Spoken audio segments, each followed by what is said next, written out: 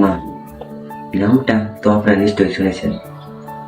মা শব্দটা ছোট হলেও এটার ভিতর আছে অনেক কষ্ট, অনেক বেদনা।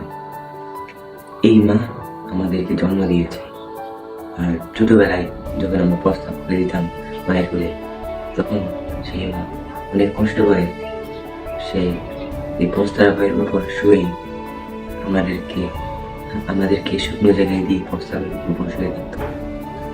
আর আমাদেরকে সবসময় ভালোটা খাওয়া এবং এই জন্মদাতা মা আমাদের সাথে অনেক মিল থাকতে হবে। আমরা যখন বলি মা খাবারটা খেয়ে নাও, মা বলে না বাবা আমরা খিদে নেই, তোরা খেয়ে না, আমি পরে খাবো না। এই কথাটা মনে কি বলি, কিন্তু আপনারা কি জানেন মা অনেক কষ্ট সহ্য করে আমাদেরকে দীর্ঘ 10 মাস 10 দিন পেটে ধারণ করে আমাদেরকে জন্ম দিয়েছে।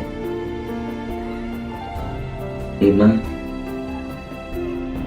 পৃথিবীতে সবাইকে বিশ্বাস করা যায় না, পৃথিবীতে সবাই স্বার্থপর, কিন্তু মা স্বার্থপর। মা সবসময় সন্তানের কথা চিন্তা করে, নিজে মরে যাবে কিন্তু সন্তানকে বাঁচিয়ে রাখবে। মা হচ্ছে এরকম। কিন্তু যাদের মা আছে, আবার অনেক মানুষ আছে যে মা তাকে কথা বলতে শিখিয়েছে, সেই মার সাথে উচ্চস্বরে কথা বলে। আবার এই মাই কিন্তু আমাদেরকে দেখিয়েছে এক নতুন পৃথিবী। এই মা না থাকলে কিন্তু আমরা দুনিয়াতে আসতামই না।